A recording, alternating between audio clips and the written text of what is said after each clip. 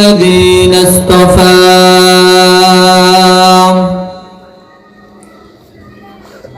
أما بعد فأعوذ بالله من الشيطان الرجيم. بسم الله الرحمن الرحيم.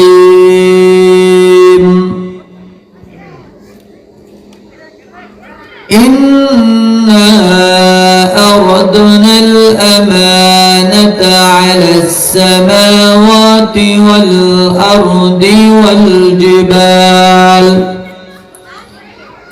فأبين أن يحملنها وأشفقن منها وحملها الإنسان إنه كان ظلوما جهولا. قال رسول الله صلى الله عليه وسلم: أربع إذا كن فيك فلا عليك ما فاتك الدنيا: حفظ أمانة وصدق حديث وحسن خليقة وعفة في طعمة، أو كما قال عليه الصلاة والسلام. اللهم صل على محمد وعلى آل محمد كما صليت على إبراهيم وعلى آل إبراهيم إنك حميد مجيد. اللهم بارك على محمد وعلى آل محمد كما باركت على إبراهيم وعلى آل إبراهيم إنك حميد مجيد.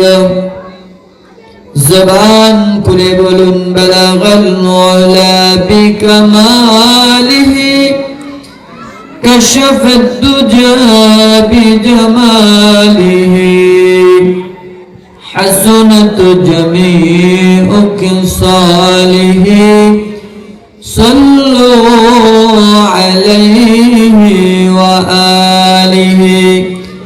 بلغ العلا بكماله كشف الدجى بجماله حسنت جميع خصاله صلوا عليه وآله. ওহে মদিনাবাসী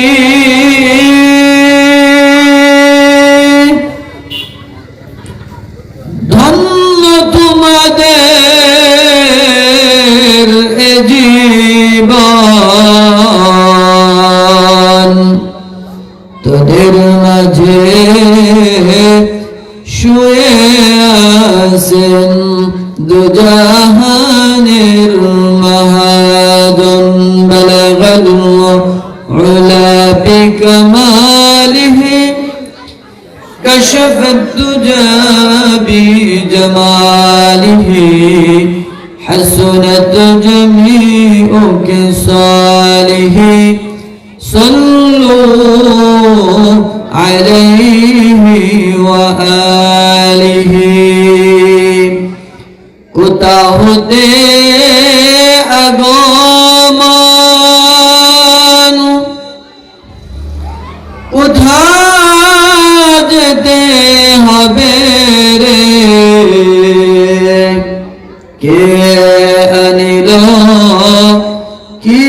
কারণে জানা নাই বাবে নদী পথে নৌকা চালাও ও মাঝি ভাই বেলা দুবার আগে আমি ওপার যেতে চাই ডুবে গেলে বেলারে আর উঠে না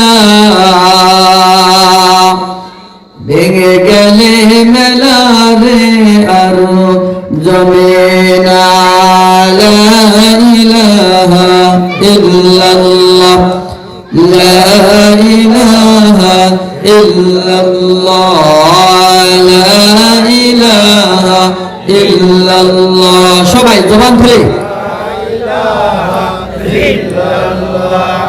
লা ইলাহা ইল্লাল্লাহ লা ইলাহা ইল্লাল্লাহ লা ইলাহা ইল্লাল্লাহ লা ইলাহা ইল্লাল্লাহ লা ইলাহা ইল্লাল্লাহ লা ইলাহা ইল্লাল্লাহ হায়াতে আল্লাহ মৌতে আল্লাহ হায়াতে আল্লাহ মৌতে আল্লাহ কবরে আল্লাহ মিজানে আল্লাহ লা ইলাহা ইল্লাল্লাহ লা ইলাহা ইল্লাল্লাহ لا إله إلا الله محمد رسول الله صلى الله عليه وسلم حقیقت سے تو دنیا بے خبر ہے दुनिया की नुमाइश बर नजर है जिससे दुनिया अज खुदा गाफिल बुदान नई कमाशों न करो फर जिंदजान आबे दर किश्ती हलाके किश्तियाँ जेर किश्ती पुश्ती আলহামদুলিল্লাহ আল্লাহ তাআলার দরবারে অসংখ্য অগণিত শুকর আল্লাহ তাআলা আমাদেরকে দুনিয়ার সব রকম ঝামেলা থেকে ফারেক করে পূর্ণনগর মোল্লাপাড়া বাইতুল মামুর জামে মসজিদের উদ্যোগে আয়োজিত বার্ষিক ওয়াজ ও দোয়ার মাহফিলে আল্লাহ তাআলা আমাদেরকে হাজির করেছেন এজন্য রব্বে কারীমের দরবারে আমরা সকলেই বলি আলহামদুলিল্লাহ অধ্যকার মাহফিলের সম্মানিত সভাপতি প্রধান অতিথি বিশেষ অতিথিবৃন্দ উপস্থিত কাবিল ইহতিরাম হযরত মুআজ্জাজ উলামায়ে কেরাম আল্লাহ তাআলার দরবারে অসংখ্য অগণিত শুকর যিনি আমাদেরকে দুনিয়ার সব রকম ঝামেলা থেকে ফারেক করে ঈমান এবং আমলের সহকারে আল্লাহ তাআলা আমাদেরকে জালিসুর রহমান বেহেশতের বাগানে আসা বসার তৌফিক দান করেছেন এজন্য আরেকবার মহান মালিকের দরবারে শুকর আদায় করে বলি আলহামদুলিল্লাহ আরো জোরে বলুন আলহামদুলিল্লাহ এখানে যে আমরা বসতে পেরেছি আমরা আসতে পারি না আমাদেরকে এনেছেন কে জোরে বলুন কে আল্লাহ আমাদের মালিক কে আল্লাহ উচ্চ কণ্ঠে বলুন আল্লাহু আকবার আরো জোরে বলুন আল্লাহু আকবার মাইকের আওয়াজ যতদূর পর্যন্ত যাচ্ছে সকলকে আমি উদাত্ত আহ্বান করব আগামীকাল এই মাহফিল হবে না ঠিক না ঠিক কি বলেন ঠিক না ঠিক এজন্য আজকের এই মাহফিলকে গনিমত মনে করে আমরা সকলেই কি করি সামিয়ানার নিচে আসন গ্রহণ করি হতে পারে আজকের এই মাহফিল আমার আপনার জন্য নাজাতের মাধ্যম হয়ে যেতে পারে চিল্লায়া বলুন ঠিক না ঠিক কারণ আমাদের জীবনে গুনাহ বেশি নেক আমল কম, ঠিক না বেঠিক? হয়তো আপনাদের নেক আমল বেশি, গুনাহ কম, কিন্তু আমার জন্য বলছি যে আমার জীবনে নেক আমলের চাইতে গুনাহ বদ আমল বেশি। এজন্য কোরআনের এই মাহফিলে হাজিরা দেওয়াকে নিজের জন্য গনিমত মনে করি। আল্লাহ তাআলা যাতে করে এই কোরআনের শাফাআতে আল্লাহ তাআলা গুনাহ মাফের একটা সুবর্ণ সুযোগ যেহেতু আল্লাহ তাআলা দান করেছেন, এটাকে হাতছাড়া করা কোনো বুদ্ধিমানের কাজ হবে না। কি বলেন, ঠিক না বেঠিক? আরো জোরে বলুন, ঠিক না বেঠিক? এজন্য বলবো যুব সমাজ সকলকে বলবো যে ভাই আপনারা সকলে চলে আসেন, মুরব্বী বাবাদেরকে বলবো আপনারাও চলে আসেন, মা বোনদেরকে বলবো আপনারাও কি করেন, সামিয়ানার নিচে আসন গ্রহণ করে আপনাদের জন্য পর্দার সহিত ওয়াজ শোনার ব্যবস্থা রয়েছে। কতদিন আমরা কতভাবে কাটাই দিই, ঠিক না বেঠিক? এই সময়টা যদি দ্বীনের নিসবতে আল্লাহ তাআলার কোরআনের পক্ষে, আল্লাহ রাসূলের পক্ষে যদি আমরা কাটায় দেই, হতে পারে ময়দানে মাশারে আল্লাহ তাআলা এই ওসিলা আমাদেরকে মাফ করে দিবেন। সুবহানাল্লাহ। কি বলেন, ঠিক না বেঠিক? এজন্য এটা হলো আমলের পরিবেশ। এখানে আমরা যত সময় থাকবো আমাদের আমল নামায় নেকি জমা হবে। জোরে গান সুবহানাল্লাহ। ঠিক না বেঠিক? এজন্যই কতক্ষণ আগে যে আমরা দরুদ পড়লাম, দরুদ পড়লে লাভ হয় না? কি বলেন, লাভ না ক্ষতি? রাসূল বলেন কেউ যদি নবীর উপরে একবার দরুদ পড়ে আল্লাহ তাআলা ওই ব্যক্তির উপরে সাথে সাথে 10টা রহমত বর্ষণ করে। সুবহানাল্লাহ। কেউ যদি নবীর উপর একবার দরুদ পাঠ করে আল্লাহ তাআলা তাহার উপর 10টি রহমত নাযিল করে। সুবহানাল্লাহ। এজন্য নবীর নাম শুনলে দরুদ পড়ার দরকার আছে না নাই? ওদিকে লম্বা সময় আমি দিতে চাই না, কারণ দরুদের অনেক ফজিলত আছে। যদি কেউ বেশি বেশি দরুদ পড়ে আল্লাহ তাআলা ওই বান্দার জন্য পয়গম্বরের শাফাআতকে সহজ করে দিবেন। সুবহানাল্লাহ। আরো জোরে বলুন সুবহানাল্লাহ। আমার ভাইয়েরা, এই পয়গম্বরের উপরে দরুদের কেমন দাম, ছোট্ট অল্প সময়ের মধ্যে আমি বলে শেষ করে দিব। আমার নওজোয়ান ভাইয়েরা, বৃদ্ধ বাবারা, পর্দার আড়ালে মা বোনেরা, দরুদের আমল যদি কোনো বান্দা হর হামেশা সর্বদা যদি পয়গম্বরের উপরে কোনো বান্দা দরুদ পড়তে পারে আল্লাহ তাআলা ওই বান্দার মর্যাদা শুধু দুনিয়াতে না, ওই বান্দার মর্যাদা কবরে আল্লাহ তাআলা বাড়ায় দিবে।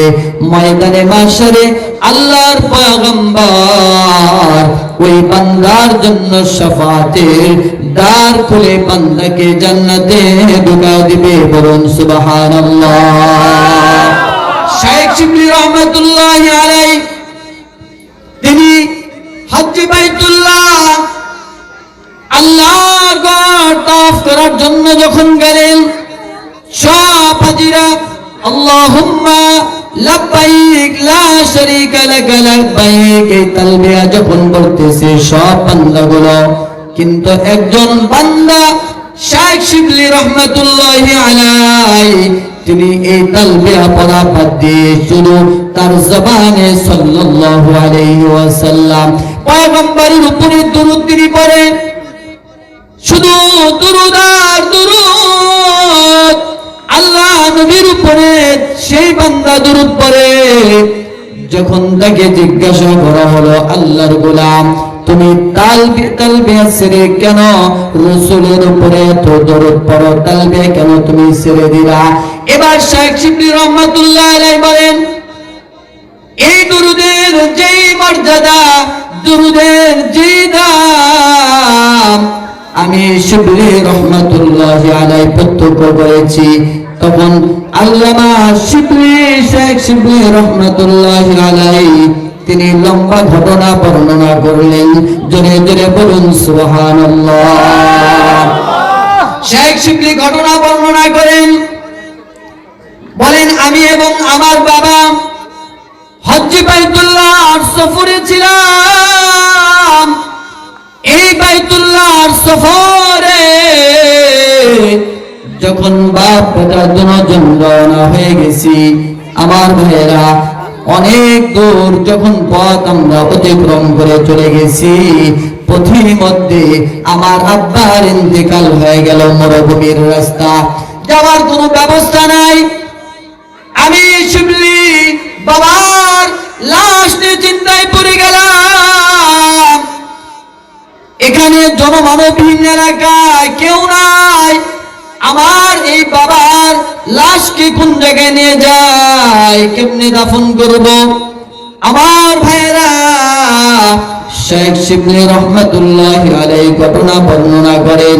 শুধু আমার বাবার ইন্তেকাল হয়েছে তা না, আমার বাবার ইন্তেকালের পর তার চেহারাটা একেবারে কুৎসিত বিকৃত হয়ে গেছে।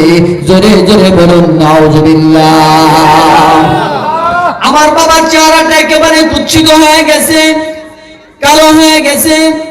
আমি চিন্তায় পড়ে গেলাম, আমার বাবার সুন্দর ফুটফুটে চেহারাটা মৃত্যুর পরে কেন এত বিকৃত হয়ে গেল? এই চেহারা তো মানুষকে দেখানো যাবে না। আমি চিন্তায় পড়ে গেলাম, কি করা যায়? জনমানবহীন এই মরুভূমিতে বাবাকে নিয়ে কোথায় যাব, কি করব? কর্তব্যভূমির হইয়া আমি যখন চিন্তা করতেছিলাম, শেখ শিবলি বলেন, যখন বান্দা নিরুপায় হয়ে যায়, বান্দার চেষ্টা যখন শেষ হয়ে যায়, আল্লাহর চেষ্টা শুরু হয়।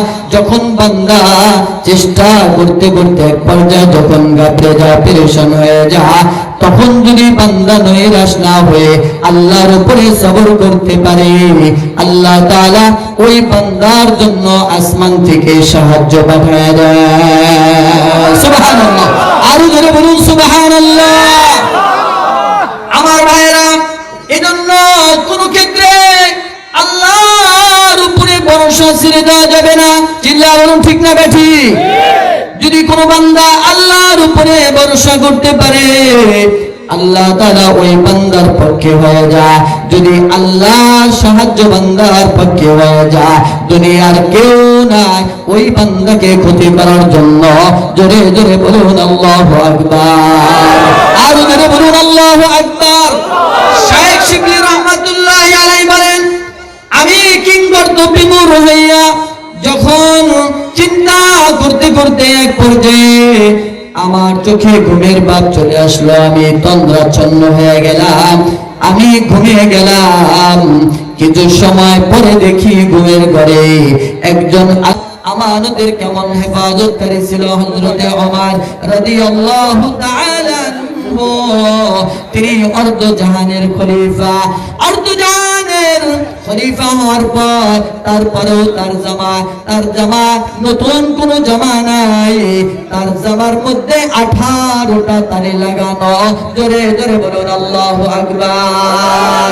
হযরতে ওমর আল্লাহর ভয়ে তিনি নতুন জামা পরিধান করে না, এমন একটা জামা পরিধান করে যে জামার মধ্যে একটা নয়, দুইটা না, 18টা তালি লাগানো জামা হযরতে ওমর পরিধান করে রাষ্ট্র পরিচালনা করে। সুবহানাল্লাহ, আরো জোরে বলুন সুবহানাল্লাহ। এমন যদি হতো আমার দেশের শাসক হতো, ওমরের মতো হতো, আবু বকরের মতো। এমন যদি হতো আমার দেশের শাসক হতো, ওমরের মতো হতো, আবু বকরের মতো। জোরে জোরে বলুন আল্লাহুম্মা আমিন, আরো জোরে বলুন আল্লাহুম্মা আমিন। আমার ভাইয়েরা, বন্ধুরা আমার, খলিফাতুল মুসলিমিন হযরতে ওমর রাদিয়াল্লাহু তাআলা আনহু, তিনার একটা ভালো জামা নাই, নতুন জামা নাই। আব্দুল্লাহ ইবনে ওমর রাদিয়াল্লাহু তাআলা আনহু চিন্তা করলেন, আমার বাবা একজন খলিফা, কিন্তু মসজিদে নববীতে আমার বাবা খুতবা দেয়। যে মসজিদে নববীতে আল্লাহ নবী খুতবা দিতেন এই মসজিদে নববীতে মেম্বারে দাঁড়ায়া হযরতে ওমর রাদিয়াল্লাহু তাআলা আনহু খুতবা দেয়। এটা সিরাত আলী দেওয়া কি জুব্বা পরিধান করে। আব্দুল্লাহ ইবনে ওমর বলেন, আমার বাবার একটা নতুন জামানায় এমন থেকে সকলের জন্য কে আসলো, একটা করে জামা আসলো, যে জামাটা হযরতে ওমরের জন্য একটা কি হয় না, লম্বা একটা পূর্ণ জামা হয় না। হযরতে আব্দুল্লাহ ইবনে ওমর চিন্তা করলেন, আমার নতুন জামা না হইলেও সমস্যা নাই, কিন্তু আমার বাবা খলিফাতুল মুসলিমিন আল্লাহ তাআলার পয়গম্বরের সাহাবী ওমর, তিনি মসজিদে নববীতে দাঁড়াইয়া খুতবা দেয়, আমার জামাটা তার জন্য আমি উপঢৌকন দিয়ে দেই, হাদিয়া দিয়ে দেই। জোরে জোরে বলুন সুবহানাল্লাহ। এই দুইটা কাপড় দিয়া, চাদর দিয়া আমার বাবা ওমর রাদিয়াল্লাহু তাআলা আনহুর জন্য একটা জুব্বা হয়ে যায়। আব্দুল্লাহ তার নিজের জামাটা তার পিতাকে হাদিয়া দিয়ে দিলেন, একটা সুন্দর জামা হযরতে ওমর রাদিয়াল্লাহু তাআলা আনহু পরিধান করিয়া যখন মসজিদে নববীতে খুতবা দেওয়া শুরু করে দিয়েছেন। সুবহানাল্লাহ, আরো জোরে বলুন সুবহানাল্লাহ। হযরতে ওমর তারা যখন খুতবা দেওয়া শুরু করে দিয়েছে, একজন মুসল্লি দাঁড়ায় বলে, ওমর, ও খলিফাতুল মুসলিমিন ওমর, খুতবা দেওয়া বন্ধ করে দেন, খুতবা বন্ধ করুন। জোরে বলুন সুবহানাল্লাহ, আরো জোরে বলুন সুবহানাল্লাহ। রাষ্ট্র ক্ষমতার্থ জাহানের বাদশাহ সে খুতবা দেয়, তাকে খুতবা দেওয়া বন্ধ করে দেয় সাধারণ একজন মুসল্লি। কারণ মসজিদ এটা আল্লাহর ঘর, এখানে সবাই সমান, এখানে রাজারও যেমন ক্ষমতা, প্রজারও তেমন ক্ষমতা, কোন ধরনের ভেদাভেদ আল্লাহর ঘর মসজিদের মধ্যে নাই। চিল্লা বলেন ঠিক না বেঠিক? আরো জোরে বলুন ঠিক না বেঠিক? ওখানে কারো কোনো ব্যবধান নাই, সবাই সমান। চিল্লা বলেন ঠিক না বেঠিক? একজন দ্বারা বলতেছে, ওমর খুতবা বন্ধ করে দেন।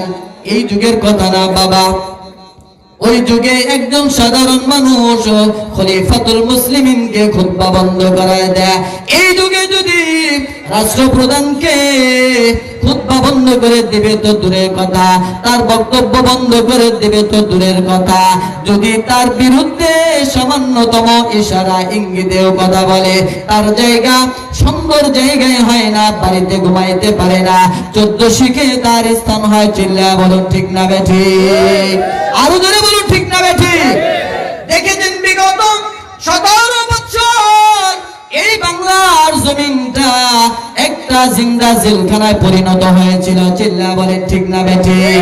কেউ সত্য প্রকাশ করতে পারে নাই, আল্লাহর আইনের কথা বলবে, কোরআনের কথা বলবে, এমন হিম্মত কারো ছিল না। কোরআনের কথা বললে জেলখানায় তার ঠিকানা হয়ে যেত। চিল্লা বলেন ঠিক না বেঠিক? আল্লাহ তাআলা বলেন, ومكروا ومكر الله والله خير الماكرين إن بطش ربك لشديد। আল্লাহ দ্বারা শব্দ দ্বারা, চিল্লা বলুন কথা ঠিক না বেঠিক? আল্লাহ তাআলা ছাড় দেয় কিন্তু ছেড়ে দেয় না। আল্লাহ তাআলা ফিরাউনকে ছাড় দিয়েছে কিন্তু ছেড়ে দেয় নাই। আল্লাহ তাআলা শাদ্দাদকে ছাড় দিয়েছে কিন্তু ছেড়ে দেয় নাই।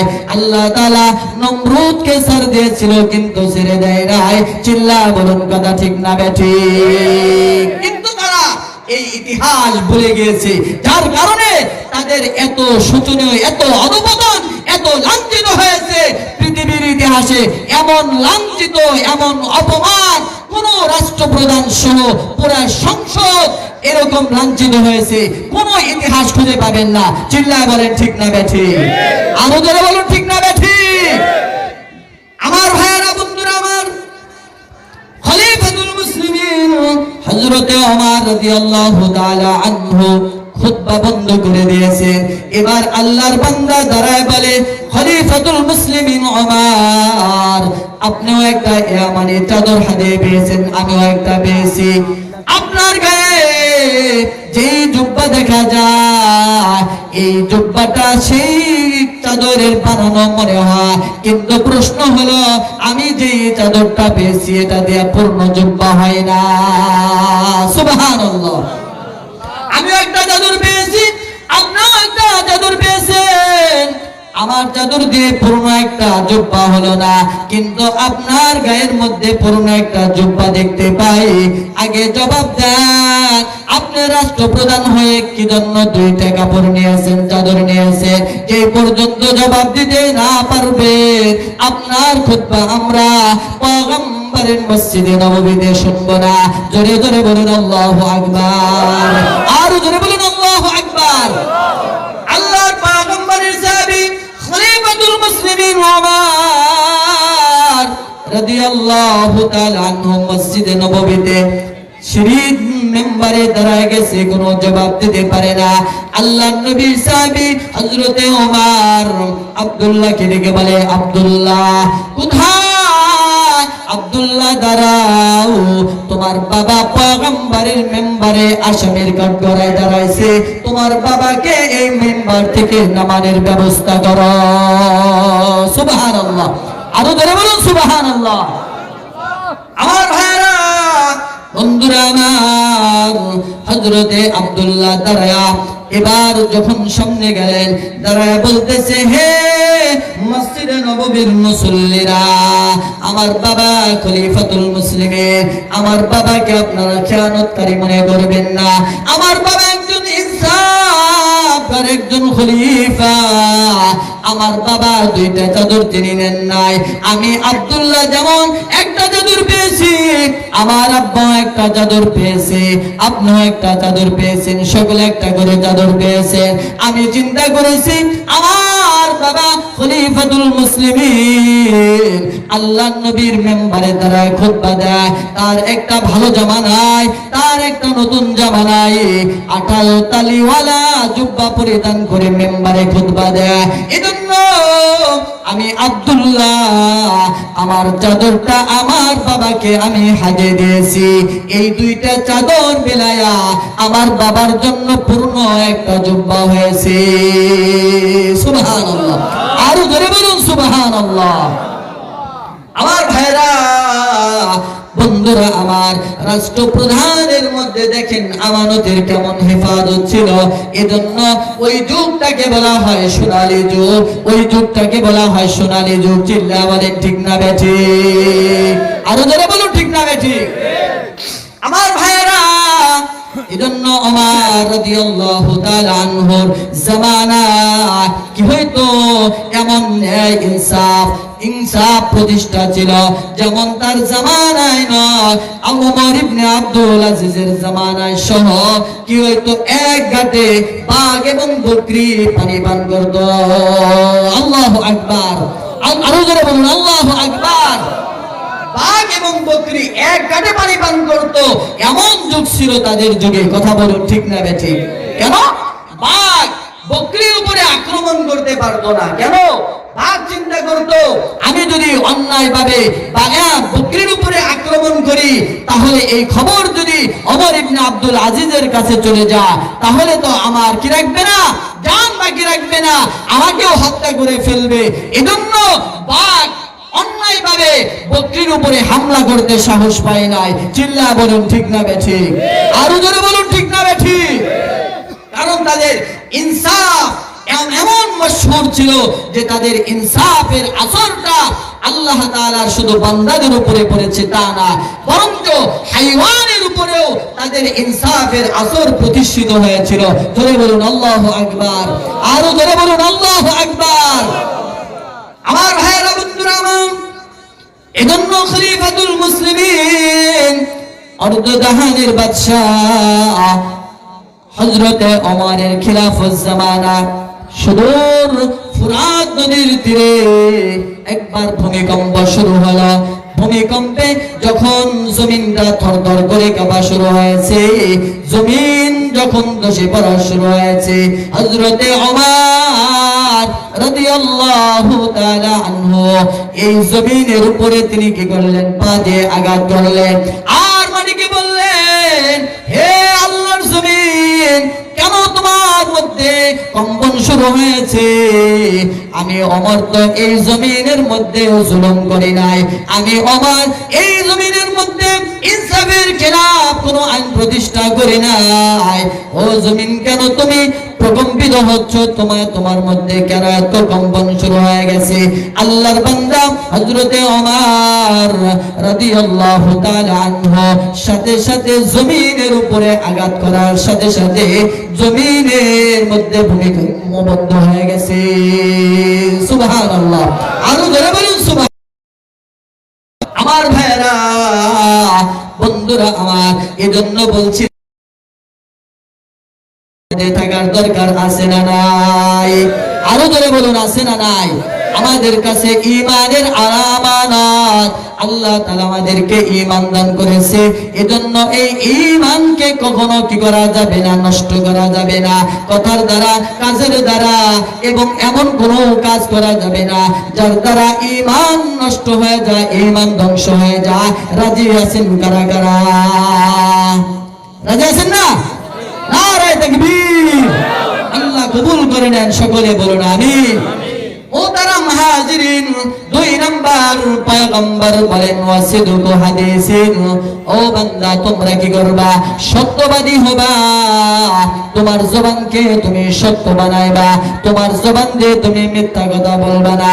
পয়গম্বর বলেন আসিদুকু ইউনজি ওয়াল কিযবু ইউলিক, সত্য মানুষকে মুক্তি দেয় আর মিথ্যা মানুষকে ধ্বংস করে দেয়। ঠিক না বেঠি? আল্লাহ তাআলা বলেন ইয়া আইয়ুহাল্লাযীনা আমানুত্তাকুল্লাহ ওয়া কুলু কাওলান সাদীদা। আল্লাহ তাআলা বলেন, হে ঈমানদাররা, আল্লাহকে ভয় করো। ওয়া কুলু কাওলান সাদীদা, সদা সর্বদা তুমি যদি সত্য জবানি হয়ে যাও, তুমি যদি সত্য কথা বলতে পারো, আল্লাহ তাআলা তোমার পক্ষে দাঁড়ায় যাবে। আল্লাহর নুসরত ক্ষমতা তোমার পক্ষে আল্লাহ তাআলা পাঠায় দেবে। সুবহানাল্লাহ।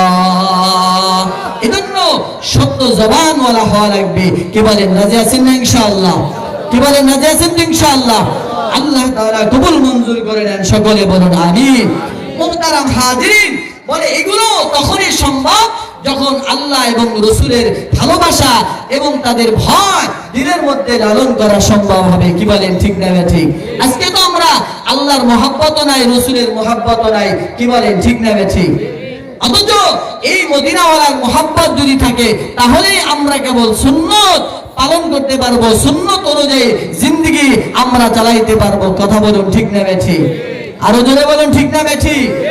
আমরা যে কোনো কাজের ক্ষেত্রে পয়গম্বরের আদর্শকে আমরা কি করব? ফলো করব। রাজি আছি না ইনশাআল্লাহ? কি বলেন, রাজি আছি তো ইনশাআল্লাহ? যদি পয়গম্বরের মহব্বত আমার দিলের মধ্যে পাওয়া যায়, তাহলে কি হবে? আমার চলাফেরার মধ্যে, আমার কথাবার্তা কি হবে? সুন্নতের রংগুলো কি করবে? আমার মধ্যে পাওয়া যাবে। কি বলেন, ঠিক না ঠিক? তো কো যাও সুন্নতে আহমদ কো যাও, তো কো যাও সুন্নতে আহমদ কো যা, বা মোহাম্মদ কই বুয়াদ নিসবত তোরা। সুন্নত মতো আমাদের জিন্দেগি যখন আমরা যাপন করব, তখন দেখা যাবে আমাদের মাথায় সুন্নতি টুপি পরিধান করব, আমাদের গায়ে সুন্নতি লিবাস পরিধান করব। চিল্লা বলুন, ঠিক না বেঠি? কি বলেন, রাজি আছেন? কি বলেন, রাজি আছেন ইনশাআল্লাহ? রাসূলের প্রতিটি কাজ আমাদের সামনে সাহাবায়ে কেরাম কি করছেন দেখে গেছেন। উলামায়ে কেরাম আমাদেরকে সেই সুন্নাহগুলো ধরে ধরে আমাদেরকে বয়ান করে করে শোনা।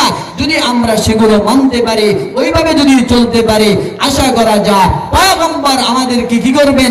ময়দানে মাশারে শাফাআত করে জান্নাতে নিয়ে যাবেন। চিল্লা বলুন, ঠিক না ঠিক? কারণ পয়গম্বরের শাফাআত ছাড়া কেউ জান্নাতে যাইতে পারবে না। চিল্লা বলুন, ঠিক না ঠিক? ওগো নবীর উম্মতেরা হয়ে আজি দিশাহারা, কোরআন হাদিসের জল যখন যাহা চাই মনে, নবী বিনে কে তরাবে পুলসিরাত মিজানে, নবী বিনে কে তরাবে পুলসিরাত মিজানে। ঠিক না বেঠিক? এজন্য পয়গম্বরের মহব্বত ভালোবাসা আমাদের দিলের মধ্যে ফিট করার দরকার আছে না নাই? কি বলেন, আছে না নাই? কি বলেন, আছে না? এজন্য পয়গম্বরের মহব্বতে যখন আমরা সুন্নত মতো চলবো, সুন্নত পালন করব, ধীরে ধীরে এই খেয়াল রাখবো যে আমরা কি করি, পয়গম্বরের আদর্শকে আমরা ভালোবাসি। চিল্লায়া বলো ঠিক না বেঠিক? কারণ আল্লাহ তাআলা বলেন, লাকাদ কানা লাকুম ফি রাসূলিল্লাহি উসওয়াতুন হাসানা, রাসূলের সুন্নতের মধ্যে তোমাদের জন্য উত্তম আদর্শ রয়েছে।